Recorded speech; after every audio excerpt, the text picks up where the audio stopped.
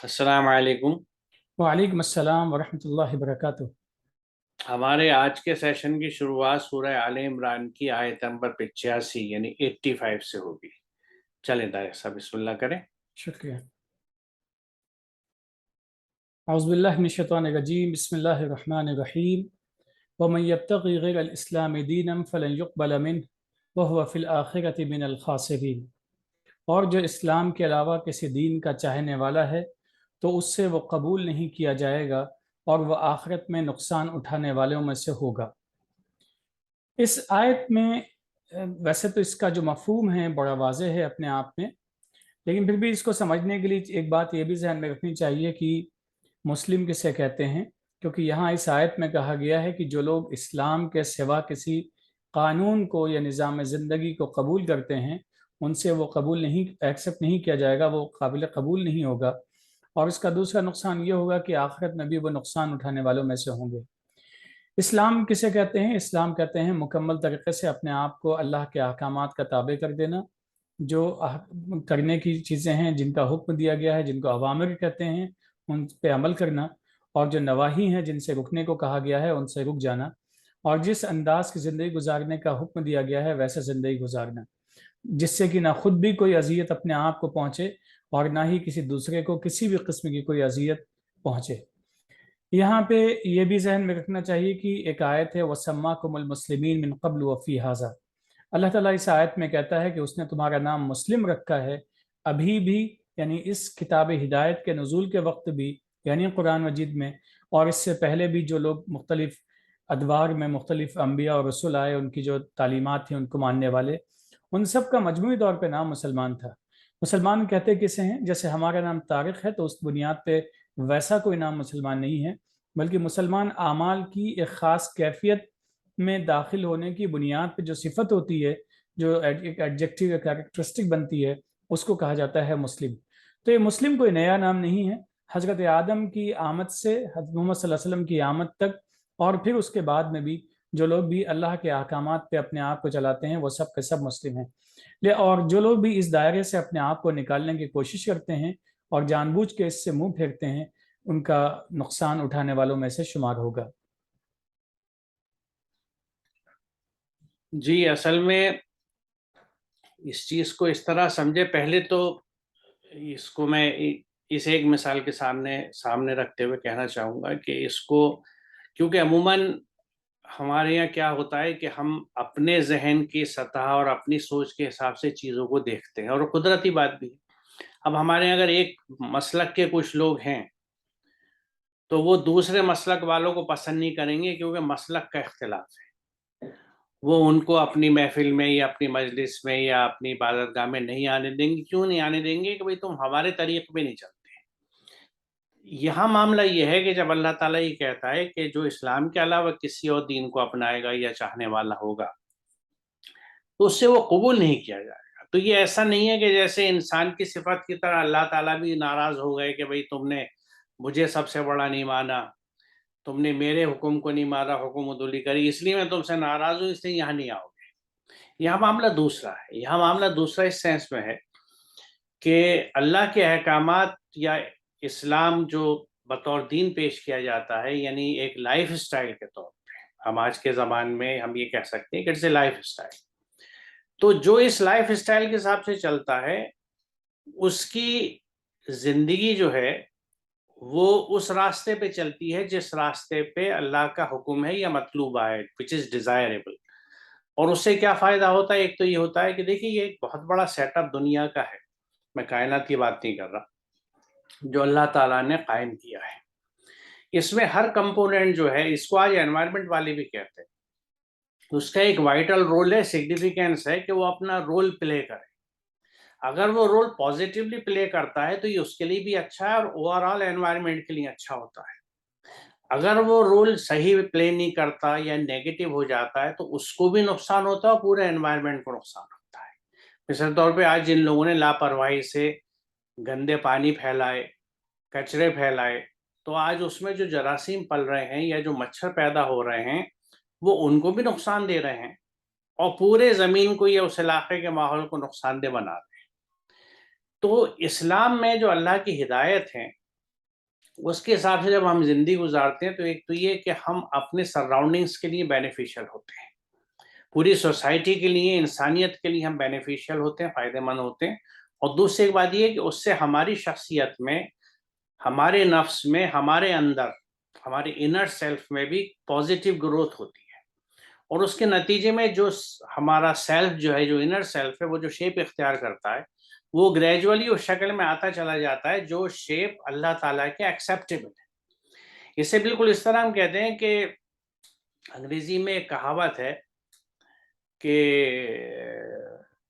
یعنی round pigs ان square holes, یعنی چوکور سوراخ جو ہیں اس میں آپ گول گٹی فٹ کرنے کی کوشش کریں تو کبھی صحیح فٹ نہیں ہوگی۔ اینڈ ادر وے آلسو، کہ اگر آپ اسکوائر پیگ ان راؤنڈ ہولز، کہ گول سوراخ میں چوکور گٹی ایک ٹھسانے کی کوشش کریں تو کبھی فٹ نہیں ہوتی۔ فٹ کب ہوگی؟ کہ جب اگر سوراخ گول ہے تو وہ پیگ یعنی کھوٹی بھی گول ہو، اگر سوراخ اسکوائر ہے تو وہ کھوٹی بھی اسکوائر ہو، یعنی کمپیٹیبلٹی ہو، شیپ میں فٹ ہو۔ دوسری سے اس طرح مثال سے سمجھتے ہیں کہ کسی بھی ہم شہر میں رہتے ہیں تو وہاں جب ہم کوئی مکان، اپنا کارخانہ، دفتر یا انڈسٹری بنانا چاہتے ہیں تو اس کے لیے ہم ایک پورا بلو پرنٹ بناتے ہیں حکومت کے گائیڈ لائنس کے حساب سے، اور اس کو اتھارٹی سے اپروو کراتے ہیں۔ وہ جب اپروو ہو جاتا ہے تو اس کے انداز کی جو بلڈنگ بنتی ہے وہ حکومت کو ایکسیپٹیبل ہوتی ہے، جو کمپیٹنٹ اتھارٹیز ہیں ایکسیپٹیبل ہوتی ہے، اور اس کو ہم استعمال کر لیتے ہیں۔ لیکن اگر اس پیٹرن، ان کی جو گائیڈ لائنس ہیں، ان کی جو ہدایت ہے، ان کے پیٹرن کے حساب سے ہم اس عمارت کو نہ بنائیں تو وہ اللیگل کہلاتی ہے، اور کبھی اپروو نہیں ہوتی اور کبھی بھی توڑ دی جاتی ہے۔ تو یہ ہماری شخصیت کا بھی جو بلڈ اپ ہے، جو گروتھ ہے، جو نشو و نما ہے، وہ اللہ کی ہدایت کے حساب سے ہوتی ہے۔ تو یہ شخصیت ایسی بنتی ہے جو آخرت میں، یعنی اس زندگی میں بھی فائدے دیتی ہے، اور آخرت میں، بعد کی زندگی میں بھی اللہ کے ایکسیپٹیبل ہوتی ہے۔ تو اسے اس طرح سمجھنا چاہیے کہ بیسیکلی اللہ تعالیٰ ہمیں اس رخ پہ ڈیولپ کرنا چاہتا ہے کہ جس رخ سے ہم اس کے یہاں بھی سرخرو ہو سکیں، ہمیں اس دنیا میں بھی سکسیس ملے اور آخرت میں بھی ملے۔ اگر ہم اس گائیڈ لائنس پہ نہیں چلتے اور اپنے ڈیزائرز پہ یا اپنے بہکاموں پہ، یعنی کسی بھی شیطان کے بہکاوے میں آ جائیں، چاہے وہ ہماری خواہشوں کا شیطان ہو، چاہے رسم و رواج کا شیطان ہو، چاہے سماج کا، اکابرین کا، کسی کا بھی شیطان ہو جو اللہ کے قوانین سے ہٹ کے کوئی حکم دیتا ہے، وہ سب شیاطین ہیں، کسی بھی شکل میں ہو، چاہے ہمارے نفس میں ہو، ہماری خواہشات کی شکل میں ہو، یا باہر سماج میں ہو۔ تو اس کے کہنے پہ جب ہم چلتے ہیں تو ہم نہ صرف اپنی زندگی خراب کرتے ہیں، یہ آج خراب کرتے ہیں، بلکہ کل بھی خراب کرتے ہیں۔ یہ دنیائی زندگی بھی خراب ہوتی ہے اور آخرت بھی خراب ہوتی ہے۔ تو نیچرلی جب آپ نے، بالکل اس طرح سمجھ لیجئے کہ جب آپ نے پلان اپروو نہیں کرایا، اپنی بلڈنگ کا نقشہ پاس نہیں کرایا، اور بلڈنگ کھڑی کر کے آپ لے گئے حکومت کے پاس کسے پاس کر دیجئے، تو وہ قبول نہیں کی جاتی، ڈیمالش کری جاتی ہے۔ تو یہی اللہ تعالیٰ کہہ رہا ہے کہ اسلام کے علاوہ جو لوگ اور طریقہ لے کے آئیں گے جسے وہ پسند کرتے تھے تو وہ قبول نہیں ہوگا، اور نتیجہ کیا ہوگا کہ اپنی عمر بھر کی کمائی جیسے آدمی کھو دیتا ہے اس بلڈنگ کو ڈیمالش ہونے میں، تو وہ عمر بھر انہوں نے جو کچھ کیا ہوگا وہ ضائع ہو جائے گا، اور آخرت میں وہ نقصان اٹھانے والوں میں سے ہوں گے۔ چلیے آگے چلتے ہیں۔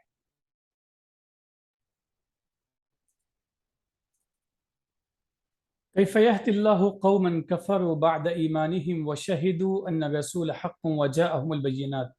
والله لا يهدي القوم الظالمين۔ اللہ ایسی کسی قوم کو راستہ کس طرح دکھائے جس نے کفر کیا جبکہ وہ ایمان لے آئے تھے، اور وہ خود گواہی دے چکے تھے کہ رسول حق ہیں، اور ان کے پاس آیات بینات یعنی کھلی آیات آ چکی تھی، اور اللہ کے قانون سے ظالموں کو ہدایت نہیں ملتی۔ یہاں اس آیت میں اس چیز پہ اشارہ ہے کہ جب انسان کو اللہ تعالیٰ نے راہیں دکھا دی ہیں اور صحیح اور غلط کی تمیز اس کے پاس میں موجود ہے، اور اس کے پاس میں اختیار ہے کہ صحیح اور غلط کے درمیان میں جس راہ کو چننا چاہے وہ چن لے، اس کے باوجود بھی وہ صحیح راستے کو چھوڑ کر غلط راستے پہ چل دے، جو احکامات صحیح ہیں ان کو چھوڑ کر شیطانی باتوں پہ وہ اپنی زندگی گزارنے کی کوشش کرے، تو یہ گویا کہ یہ خود سے اپنے آپ کو ایک ایسے راہ پہ ڈالنے کی کوشش کر رہا ہے جس میں اصلاح نہیں ہوگی اس کی، بلکہ وہ فساد ہوتا چلا جائے گا، بگاڑ ہوتا چلا جائے گا۔ یہاں پہ یہ سوال ہے، اور سوال کی شکل میں ایک استعجاب بھی ہے، اور ساتھ میں ایک ڈسکرپشن بھی ہے کہ جو لوگ خود سے اپنے آپ کو تباہ کرنے کی کوشش کریں انہیں اللہ کا ایک خاص نظام ہے جس کے تحت انہیں اختیار حاصل ہے، پھر ان کے اوپر زبردستی کوئی چیز مسلط نہیں کی جائے گی۔ خود قرآن کا بھی بیان اس سلسلے میں بڑا واضح ہے کہ راہیں دکھا دیتا ہے اللہ تعالیٰ، لیکن چیزوں کو امپوز نہیں کرتا ہے، مسلط نہیں کرتا ہے، کیونکہ اسی بنیاد پہ پھر آخرت میں جنت اور جہنم کے فیصلے ہوتے ہیں اور دنیا میں خیر اور شر کے فیصلے ہوتے ہیں۔ دیکھیے، ایک بہت اہم بات اس آیت میں جو واضح ہو کے آتی ہے وہ یہ آتی ہے کہ ایمان لانے کے بعد بھی کفر ہو سکتا ہے، کیونکہ ہمارے یہاں عام تصور یہ ہے کہ جس زبان نے کلمہ پڑھ لیا اس پہ جہنم کیا حرام ہے۔ سوال یہ ہے کہ ایمان لانے کے یہاں ذکر ہی ان لوگوں کا ہو رہا ہے جو ایمان لانے کے بعد کفر میں آ گئے، اور ان کے لیے قرآن یہ سوال قائم کرتا ہے کہ ان کو کیسے کوئی راستہ دکھا سکتا ہے، کیونکہ ان کو حق ملا، حق سامنے آیا، لیکن اس کے بعد بھی انہوں نے اس کو ڈھک دیا، پیچھے ڈال دیا یا اس کا انکار کر دیا۔ رسول کو سمجھ کے، آپ کے پیغام کو سمجھ کے انہوں نے پھر اسے کنارے رکھ دیا اور اپنے راستے چلنے لگے، اپنی منمانی زندگی گزارنے لگے، اپنی خواہشات کے پیچھے چلنے لگے۔ تو یہ لوگ جو ہیں انہوں نے تو یعنی اپورچونٹی ملنے کے بعد پھر اس اپورچونٹی کو کھو دیا، تو ایک طرح سے زبردست ناشکری کری انہوں نے، اور ناشکری ہی ابلیس نے کری تھی، وہ بھی لعین ہوا، اللہ سے دور ہو گیا اپنی نافرمانی کی وجہ سے۔ دوسری بات یہ کہ آخر کے حصے میں جو بات کہی گئی ہے کہ اللہ کے قانون سے ظالموں کو ہدایت نہیں ملتی، تو یہاں یہ سمجھنا ضروری ہے کہ یہاں یہ کس نوعیت کا ظلم تھا، کیونکہ ظلم کو اگر ہم ٹیرانی سمجھیں کہ بے انتہا دہشت، تو وہ تو یہاں پہ کہیں نہیں نظر آتی۔ ظلم جو ہے لفظ عربی کا، اس میں راغب کے مطابق ظلم کے معنی ہے کسی چیز کو اس کی اصل سے ہٹا دینا، اس میں یا تو کمی زیادتی کر دینا، یا وقت کے اعتبار سے یا مقام کے اعتبار سے اس کو وہ جگہ نہ دینا جس کی وہ مستحق ہے، اس جگہ سے اس کو ہٹا دینا۔ ابن فارس نے کہا ہے کہ اس کے مطلب نمبر ایک تاریکی کے ہیں، اور دوسرے کسی چیز کا توازن بگاڑ دینا جو اس میں انہیرنٹ ہوتا ہے، جو اللہ تعالیٰ رکھتا ہے،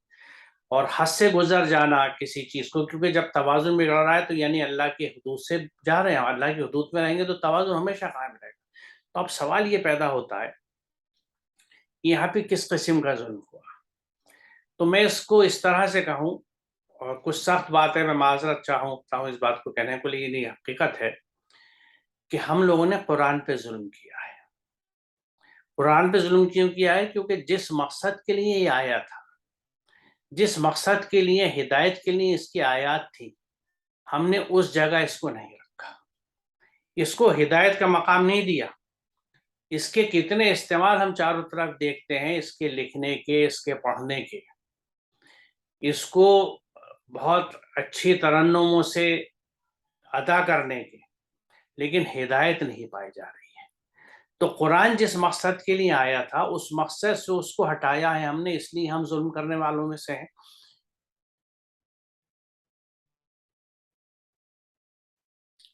یہاں دیکھیے یہ بہت اہم آیت ہے کہ جن کے پلڑے ہلکے ہوں گے وہی اپنے آپ کو خسارے میں مبتلا کرنے والے ہوں گے، کیونکہ وہ ہماری آیات کے ساتھ ظالمانہ برتاؤ کرتے رہے تھے، انہوں نے آیات کے ساتھ ظلم کیا تھا۔ اب اللہ کی آیات کے ساتھ ظلم کا کیا مقصد ہے؟ وہی بات جو میں بھی کہہ رہا ہوں، ورنہ اللہ کی آیات سے آپ کس طرح ظلم ہوگا؟ وہ اسی طرح ہوگا کہ وہ جس مقصد کے لیے آئی تھی ہمارے پاس، ہم نے ان کو اس طرح استعمال نہیں کیا۔ یہ اللہ کی آیات ہمارے لیے ہدایت کے لیے آئی تھی، خود اللہ کا حکم یہ تھا کہ تم اس پہ غور و فکر کرو، عقل والے سے سبق لیں، اس پہ تفکر کرو، اس پہ تدبر کرو، اور پھر اس کی اتباع کرو۔ اتبعوا ما انزل الیکم من ربکم، صاف حکم ہے اللہ تعالیٰ کہ اتباع کرو، follow what has been revealed to you from your sustainer. اس طرح کے احکامات قرآن میں جگہ جگہ ہیں، لیکن ان سب کو پیچھے ڈال کے، ڈھک کے، یا ایک طرف رکھ کے ہم نے قرآن کا جو استعمال، میں یہ نہیں کہوں کہ ہم نے ڈیفائن کیا، لیکن جو ہم نے اپنایا وہ ہمارے پاس پاس آن ہوتا ہوا آ رہا ہے صدیوں سے، ایک نسل سے دوسری نسل، جنریشن آفٹر جنریشن، جس میں قرآن کی بہت صحیح ادائیگی پہ بھی پورا زور ہے جو ہونا چاہیے، مثال طور پہ تجوید پہ بھی زور ہے، قرأت پہ بھی زور ہے، حفظ پہ بھی کوشش ہے، ایفرٹس ہیں، اور خواہش ہوتی ہے ماں باپ کی، والدین کی، کہ ہم اپنے بچوں کو حفظ کرائیں۔ لوگ کیلیگرافی مدارسوں میں باقاعدہ خطاطی کے کورس چلتے ہیں، اب تو کم ہوتے جا رہے ہیں، لیکن کیلیگرافر خطاط ہمارے یہاں بنتے ہیں، انٹرنیشنل ایگزیبیشنز ہوتی ہیں،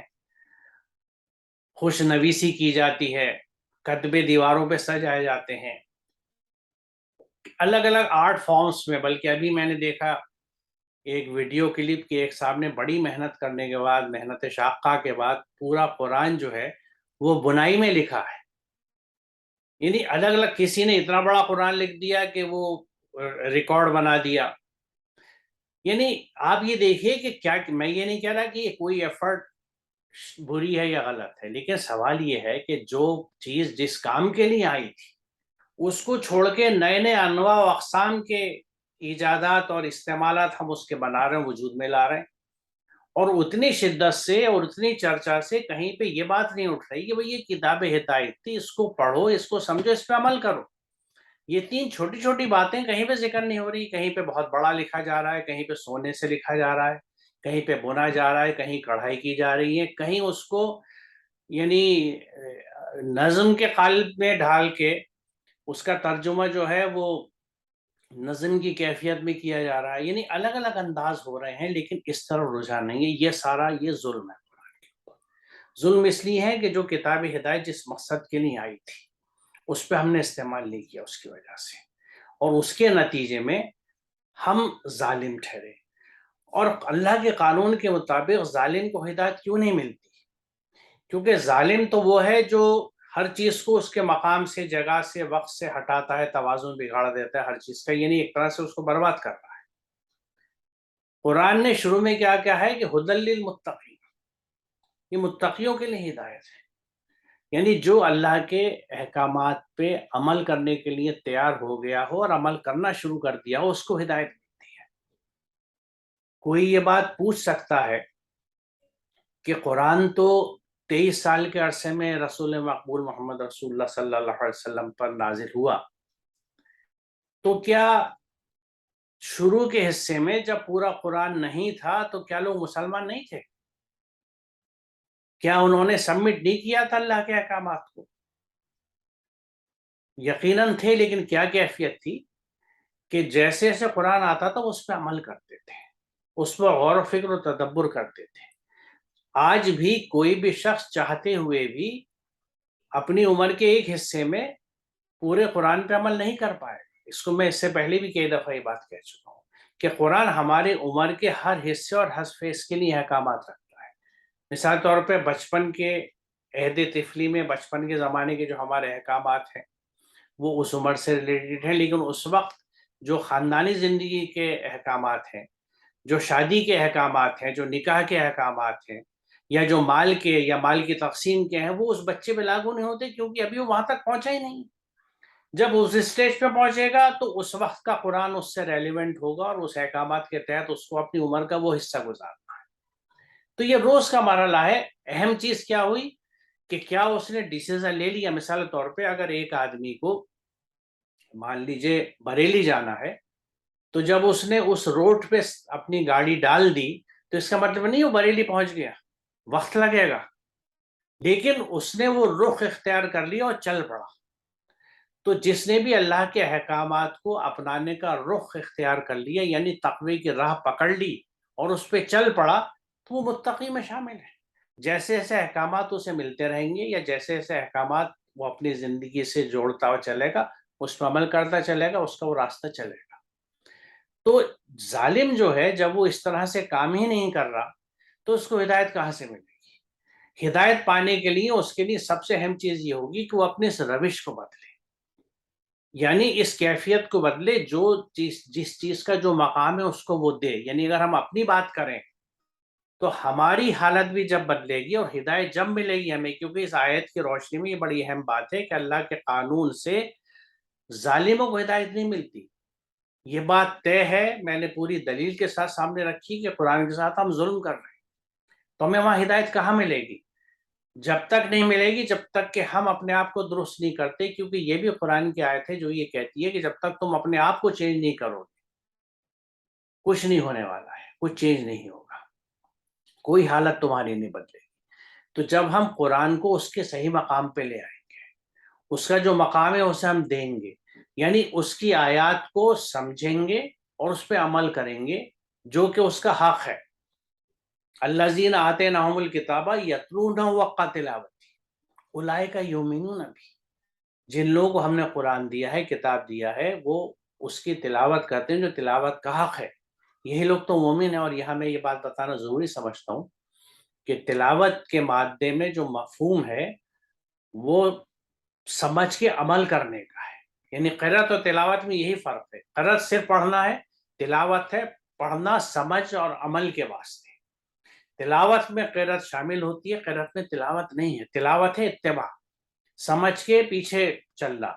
اتباع کرنا۔ تو جب ہم اس کیفیت میں لوٹیں گے،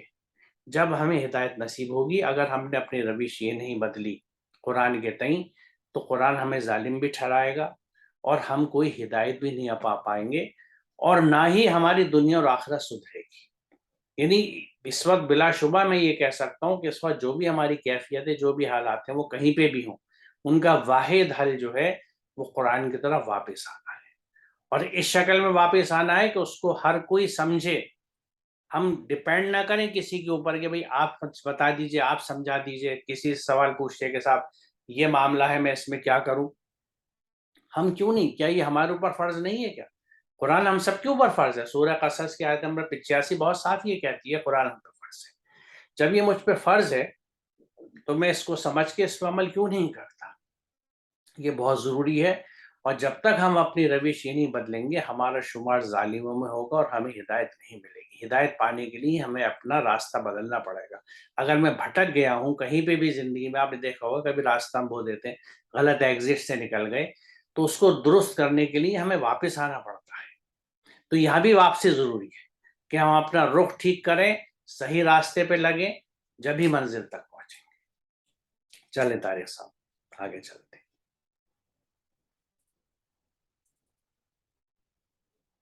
اولئک جزاؤہم ان علیہم لعنۃ اللہ والملائکۃ والناس اجمعین،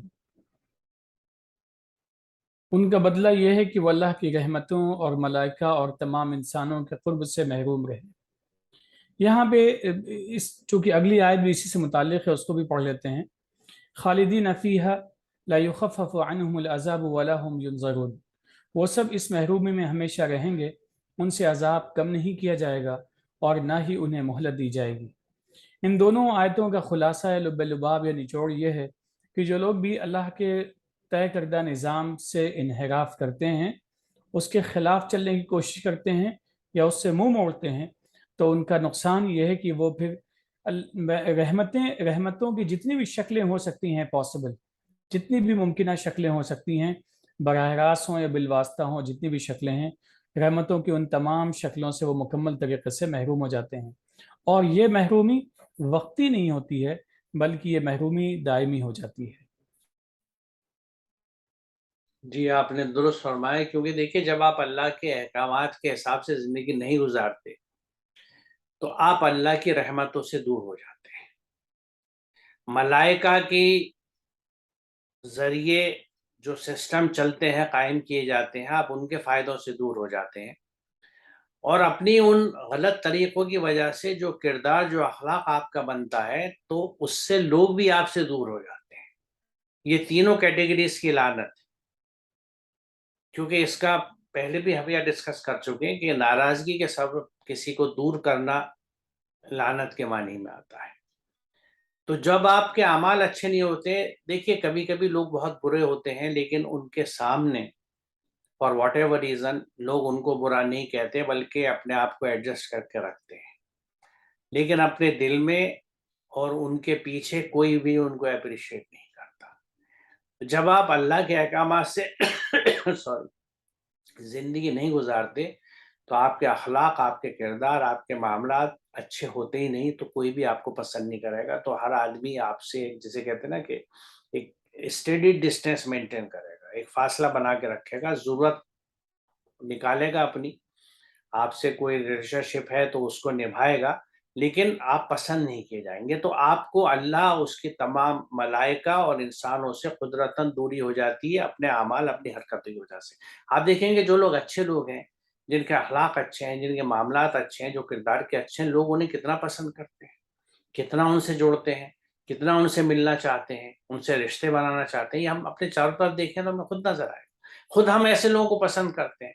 اور ذکر کرتے ہیں کہ صاحب ان کا اخلاق بہت اچھا ہے، بڑی محبت سے ملتے ہیں، بڑی تواضع سے، بڑی تکریم سے ملتے ہیں۔ تو یہ چیزیں جو ہم پسند کر رہے ہیں، یہ وہی ہے جو اللہ کے احکامات ہیں جن کو ہم نے نہ سمجھے نہ عمل میں لائے۔ اچھا، چونکہ جس کے جیسے اعمال ہوتے ہیں، یہ مکافات عمل ہے، یہاں پر جو بھی ہم دنیا میں کرتے ہیں، جو بوتے ہیں وہی کاٹتے ہیں، تو جو ان خرابیوں کے ساتھ جیتے رہتے ہیں، تو نیچرلی جو اگلی آیت میں کہا جا رہا ہے کہ وہ اس محرومی میں ہمیشہ رہیں گے، کیونکہ انہوں نے اپنے لیے اسی کو چن لیا ہے۔